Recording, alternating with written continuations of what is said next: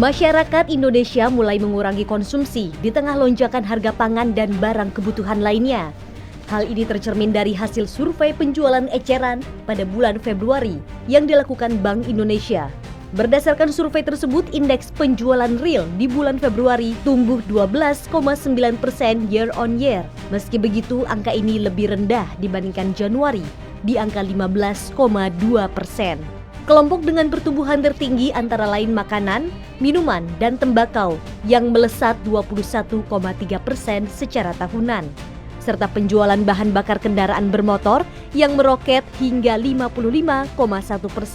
Namun penurunan justru terlihat pada kelompok suku cadang dan aksesori, yakni minus 5,3%, serta penjualan perlengkapan rumah tangga lainnya yang merosot hingga 22,8%.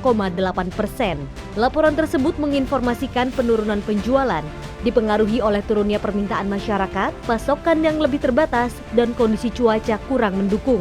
Bank Indonesia pun memperkirakan penjualan eceran Maret pada tahun 2022 tetap tumbuh di level 8,6% secara tahunan, meski angka ini melambat jika dibandingkan dengan bulan sebelumnya pada bulan Februari.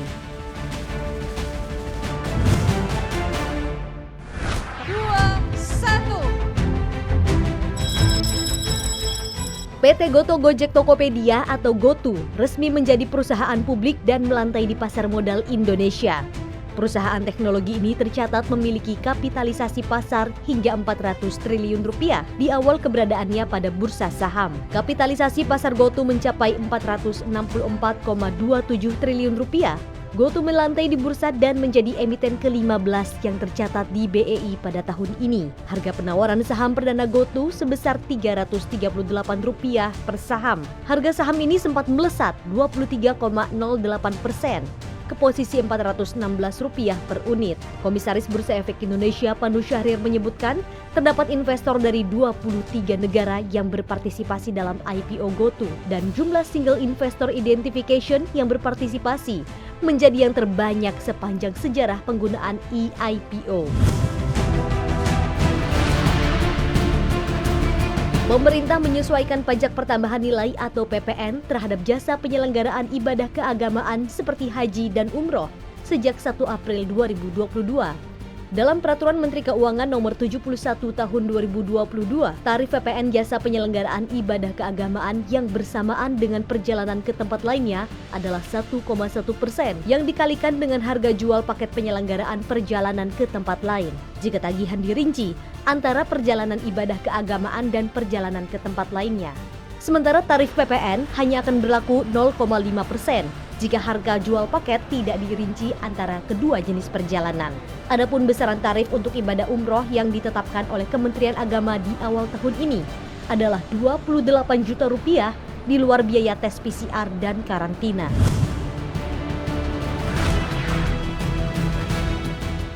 Dewan Energi Nasional (DEN) membeberkan kenaikan harga minyak mentah dunia saat ini berdampak cukup besar bagi keuangan negara. Pasalnya setiap kenaikan harga minyak sebesar $1 Amerika Serikat per barel, beban kompensasi BBM yang ditanggung oleh pemerintah bisa mencapai 5,7 triliun rupiah. Perlu diketahui, harga minyak mentah dunia saat ini berada di atas $100 per barel, sementara asumsi harga minyak dalam APBN 2022 adalah $63 per barel. Artinya terdapat gap sekitar $40 per barel antara asumsi harga minyak dengan harga saat ini. Dengan demikian, secara perhitungan kasar, pemerintah dibebani pembiayaan Rp228 triliun hanya untuk minyak jika skema subsidi seperti saat ini tetap dipertahankan. Anggota DEN Satya Widya Yuda pun mengusulkan agar proses distribusi BBM dapat dilakukan secara tertutup. Pasalnya jika masih tetap menggunakan pola distribusi terbuka, di mana orang tidak dibatasi untuk membeli BBM, maka penyaluran BBM akan selalu melebihi kuota.